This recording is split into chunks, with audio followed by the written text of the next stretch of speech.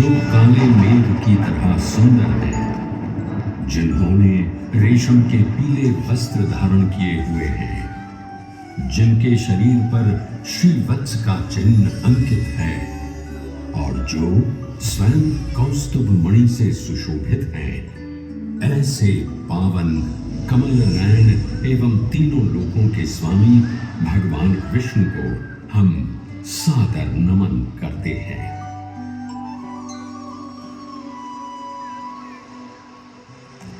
आस्था, दिव्यता, इतिहास एवं वास्तुकला का समन्वय हूं मैं। भगवान श्यामला जी को समर्पित पवित्र मंदिर हूं मैं। प्राचीन धर्म और अटूट भक्ति की कहानियां सुनाने मैं आज भी विद्यमान हूं। गुजरात के अरवल्ली जिले में प्राकृतिक सौंदर्य के बीच मेश्वा नदी के तट पर स्थित है मेरा ये विशाल प्रांगण, जिसके हृदय में वास करते हैं परब्रह्म भगवान विष्णु।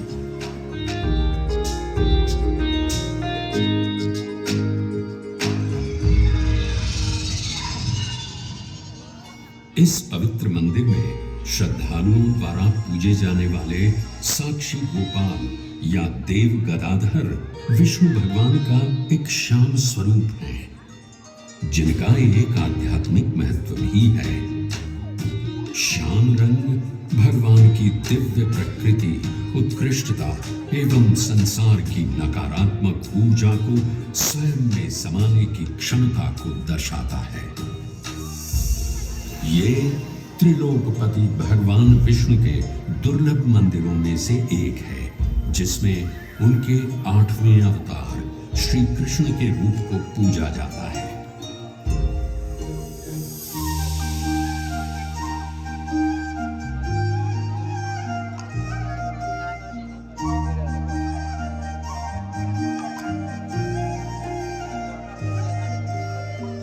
इस मंदिर में भगवान श्यामला जी या कहें श्री कृष्ण चरवाहे के रूप में दर्शाए गए हैं, जहां उनके साथ गौ माता की भी पूजा की जाती है। वैष्णवों के लिए श्यामला जी मंदिर पूरे भारत के 154 प्रमुख तीर्थों में से एक तो है ही। इसके अलावा गुजरात के 3 सर्वश्रेष्ठ मंदिरों में द्वारका और डाकोर के साथ श्यामला जी मंदिर का नाम भी लिया जाता है।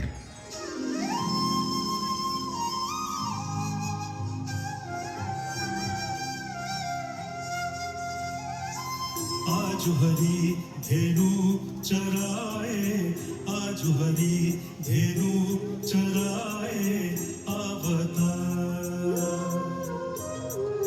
मोर मुकुट बलमाल विराजा, ओ मोर मुकुट बलमाल विराजा, पीतांबर फहरावता। आज हरी धेनु चराए आवता।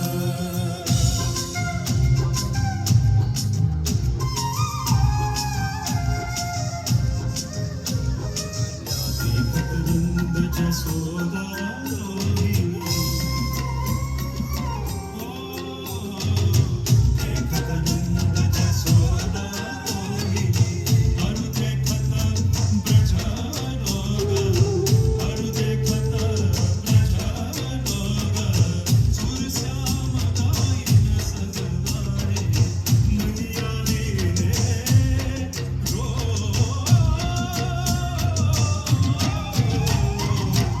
आज हरी धेनु चराए, आज हरी धेनु चराए, आज हरी धेनु चराए आवता।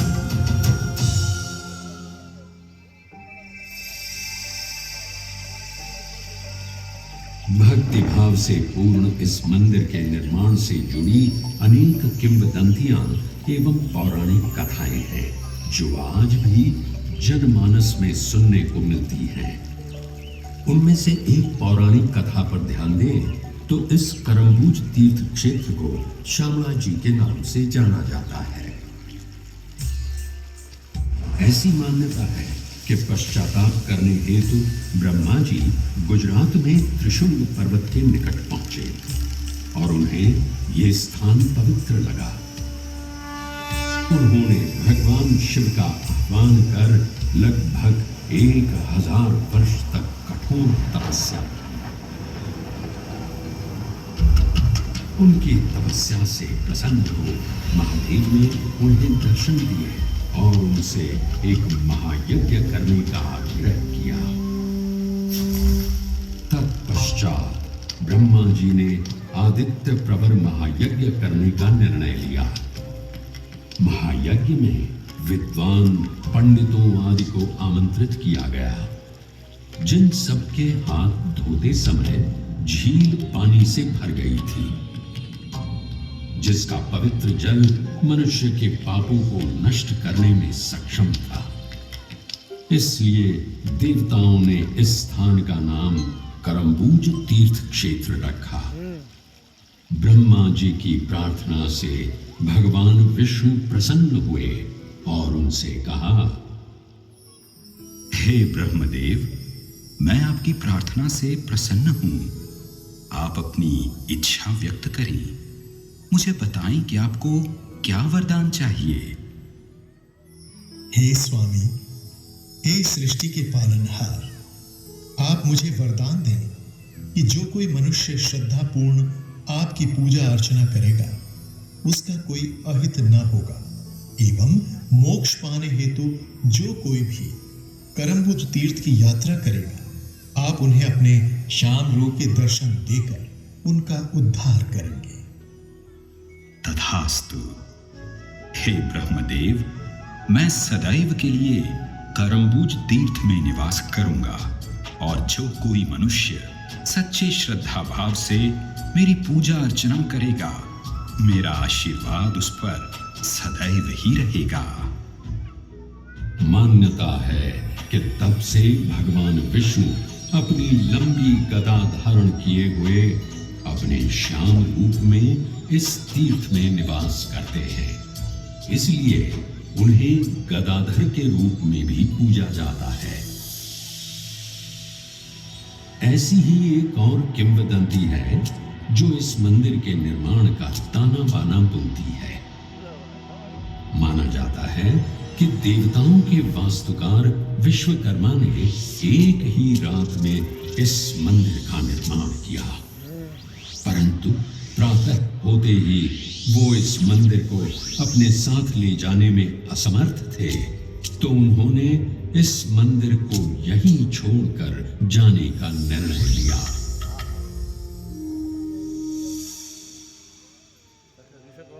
किंवदंतियों से अगर प्रामाणिक इतिहास की ओर चले तो इस कहानी के पन्नों की शुरुआत मौर्य राजवंश से होती है। इसके आगे चले तो देवनी मोरी के पास पाए गए लेखों में कहा गया है कि ये क्षेत्र 4वीं शताब्दी के दौरान कथिक वंश के शासन के अधीन भी हो सकता है। देवनी मोरी के पास खुदाई के दौरान पाए गए प्रमाण इस ओर भी संकेत करते हैं कि यहाँ भगवान शिव की आराधना के साथ साथ बौद्ध धर्म के अनुयायियों का भी वास था।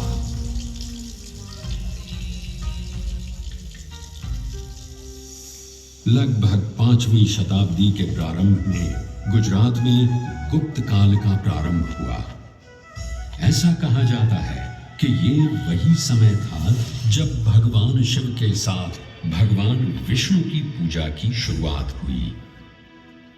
800 ईस्वी में जगत गुरु शंकराचार्य, रामानुजाचार्य एवं निम्बकाचार्य तथा अन्य आचार्यों ने वैष्णव अनुयायियों को बढ़ावा दिया।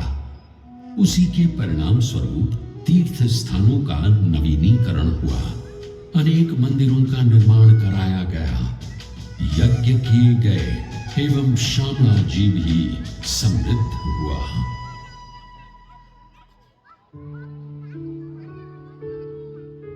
उन्हीं मंदिरों के निर्माण में मेश्वो नदी के तट पर हरिश्चंद्रनी चौरी मंदिर का विवरण भी मिलता है। 10वीं शताब्दी ईसा पूर्व में बने इस मंदिर की झलकियां आज भी देखने को मिलती हैं।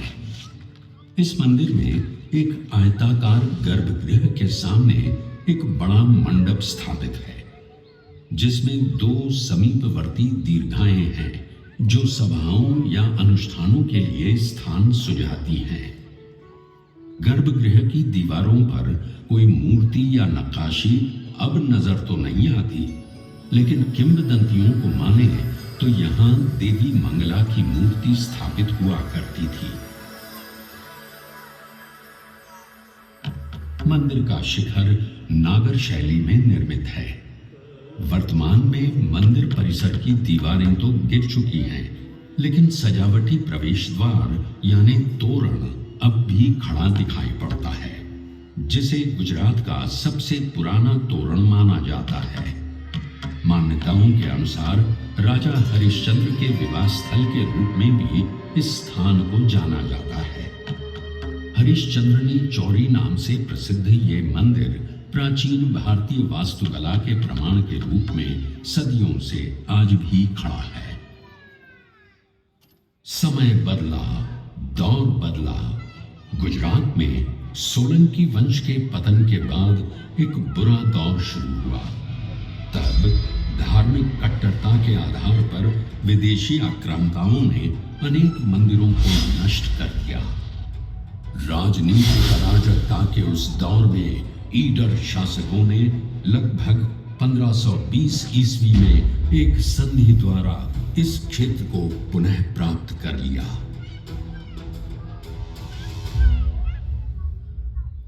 कुछ समय और बीता और लगभग 1565 ईस्वी में महाप्रभु वल्लभाचार्य जी ने भारतवर्ष में वैष्णववाद का प्रचार प्रसार किया और द्वारका, डाकोर, सिद्धपुर और शामला जी का दौरा किया एवं अनेक तीर्थ स्थानों का पुनरुद्धार करवाया।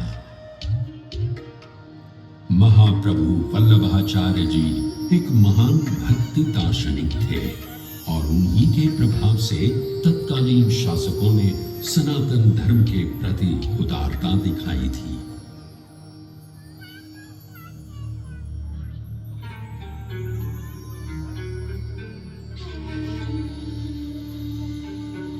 ऐसा माना जाता है कि उसी दौर में अनेक मंदिरों के साथ मेरे इस प्रांगण का भी जीर्णोद्धार कराया गया था। सफेद बलुआ और ईंट से निर्मित सोलंकी वास्तुकला का ये 2 स्तर वाला शामला जी मंदिर 3 प्रवेश द्वार वाली दीवार से घिरा हुआ है। मंदिर को मुख्यतः 3 भागों में बांटा गया है और गर्भगृह शामिल है। हुआ है जिसके ऊपर एक थी, उसकी दोनों ओर अर्धमंडलाकार रचनाएं मौजूद हैं। मंदिर के आंतरिक स्तंभ नीचे से ऊपर तक 3 भागों में विभाजित हैं, वर्गाकार, अष्टकोणीय एवं गोलाकार, जिनके ऊपर सुंदर फूलों की आकृतियां उकेरित हैं। सुंदर नक्काशी से भरा शिखर है जो निस्संदेह अपनी ओर सभी का ध्यान आकर्षित करता है। छत के सामने वाले हिस्से में सपाट छत से निकले हुए छोटे छोटे गुंबद हैं। इस मंदिर के ऊपर सफेद रेशमी ध्वजा जी फहराया जाता है, जिसके कारण इसे ध्रोड़ी ध्वजावाड़ा भी कहा जाता है। मंदिर में हाथी एक बहुत ही सामान्य प्रतीक है। इसकी बाहरी दीवारों पर अर्ध प्रचंड हाथियों की बड़ी आकृतियां प्रदर्शित हैं। मंदिर की इमारत के चारों ओर पत्थर में उकेरे गए हाथियों के सिर और अग्रभागों की एक झालर देखी जा सकती है। इसके अलावा मंदिर की बाहरी दीवारों पर देवी देवताओं की छवियां, भौगोलिक चित्र, विभिन्न प्रकार के फूल, जानवरों और परनालों की आकृतियां देखने को मिलती हैं। देवराज इंद्र, वरुण, अग्नि, वायु, कुबेर, शिव एवं गणेश के साथ साथ मां इंद्राणी, चंद्रिका, सरस्वती आदि देवी देवताओं की नक्काशी के रूप में भी आकृतियां सुसज्जित हैं। इसके अलावा रामायण, महाभारत, श्रीमद् भगवत गीता और पुराणों के दृश्यों को बड़ी ही रचनात्मक शैली में चित्रित किया गया है। मंदिर के प्रवेश द्वार के सामने एक द्वार स्थापित है, जिसके दोनों ओर विशाल हाथी देखे जा सकते हैं। हाथी द्वार सीधे मुख्य मंदिर की सीढ़ियों की ओर है।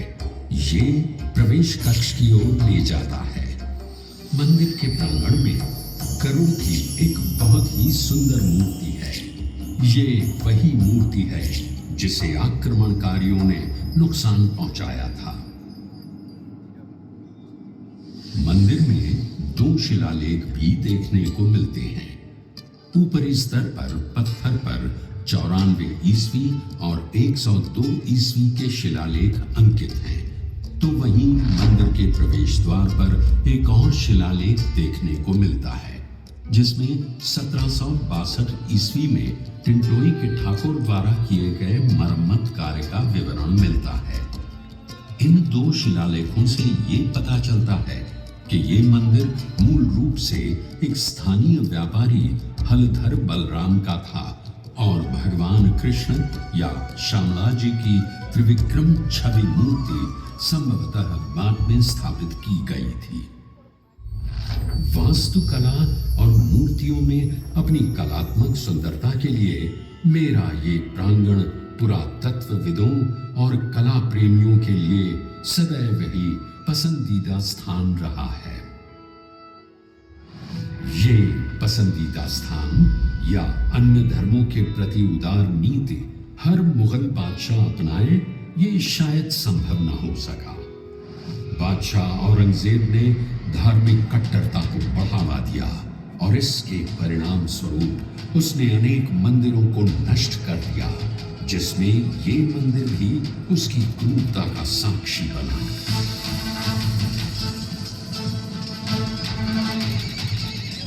ईडर के महाराजा, ठाकुर और राजपूतों ने मुगल सेना का बहादुरी से सामना किया, परंतु वो जीत न पाए।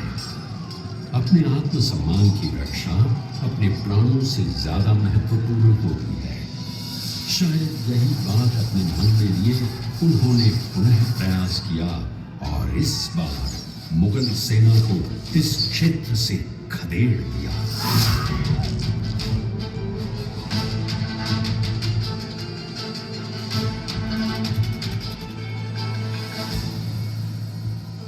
वर्तमान के खतरों को देखते हुए पुजारियों ने भगवान श्यामला जी की मूर्ति को करमबुज तालाब में छिपा दिया और यहां से पलायन कर गए। माना जाता है कि तब आदिवासी यहां खेती किया करते थे। कुछ समय बाद एक आदिवासी को खेती करते समय ये मूर्ति प्राप्त हुई और उसने इसे अपनी झोपड़ी में रख पूजा अर्चना करना शुरू कर दिया। ये भगवान का आशीर्वाद ही था कि सूखी बंजर पड़ी जमीन पर भी अच्छी फसल हुई। आदिवासियों के लिए ये उनके कालिया देव का आशीर्वाद था। मूर्ति का रंग काला होने की वजह से कालिया देव नाम आया। जब ये बात श्री शाहूकार हरसोला वणिक शेठ कल्याण जी शाह को पता चली तो उन्होंने एक मंदिर बनवाया एवं मूर्ति की प्राण प्रतिष्ठा भी करवाई।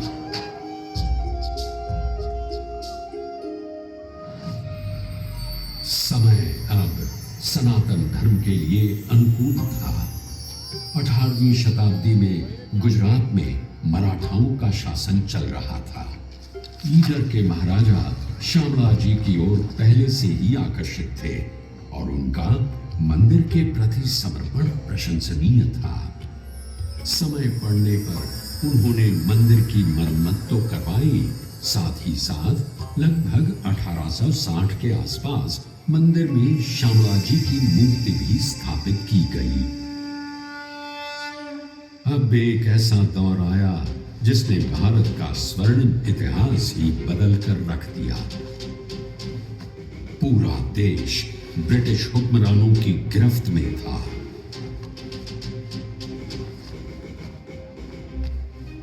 परिस्थितियां अब प्रतिकूल थी।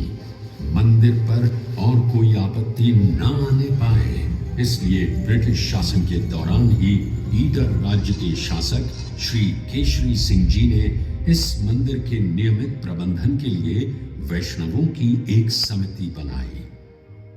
रख रखाव का भार श्यामला जी के आसपास के क्षेत्रों जैसे मोडासा, सरडोई और टिंटोई के भक्तों पर डाल उन्हें मंदिर प्रशासन के लिए नियुक्त कर लिया गया।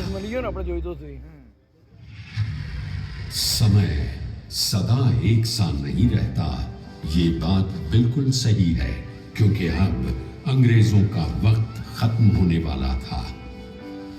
सन 1947 में भारत आजाद हुआ और उसके लगभग 13 वर्षों बाद जन्म हुआ गुजरात राज्य का, जिसके अरवल्ली जिले में मैं यानी ये मंदिर स्थापित है।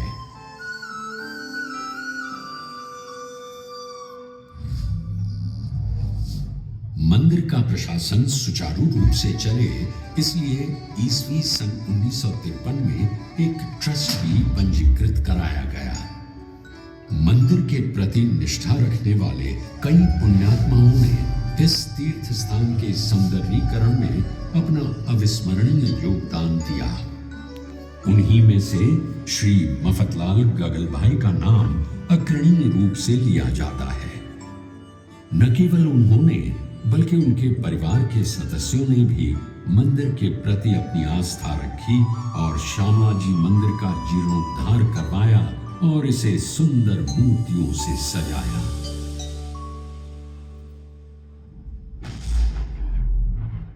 मंदिर के अलावा पुरातत्वविदों और कला प्रेमियों के लिए श्यामला जी में श्यामला जी संग्रहालय भी स्थित है, जिसमें लगभग 173 प्रदर्शनियों के साथ साथ पुरातत्व संग्रह भी शामिल हैं। इस संग्रहालय में इस क्षेत्र के पूर्व इतिहास से लेकर ऐतिहासिक काल तक का लगभग सारा संग्रह मौजूद है, जो यहाँ आए सैलानियों के लिए एक अनोखा अनुभव है।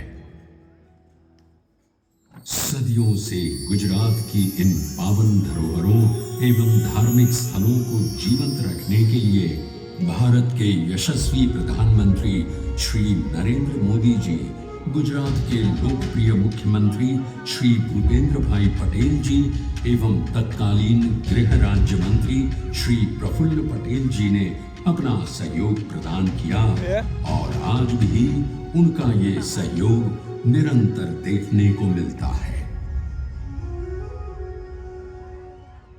मंदिर की पूर्ण व्यवस्था की जिम्मेदारी मंदिर ट्रस्ट की है, ताकि श्रद्धालु बिना किसी परेशानी के भगवान के दर्शन कर सके। मंदिर में त्योहारों का आयोजन भी ट्रस्ट की देखरेख में ही होता है।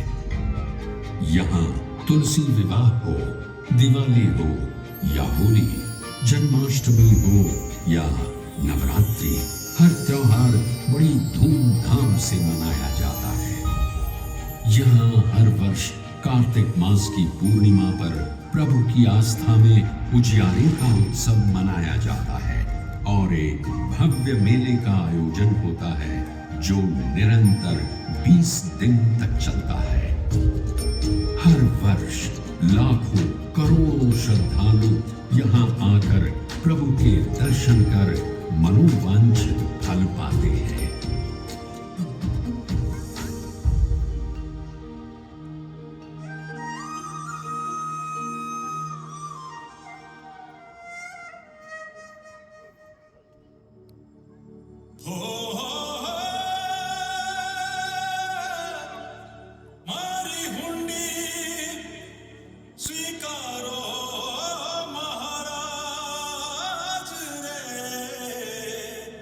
So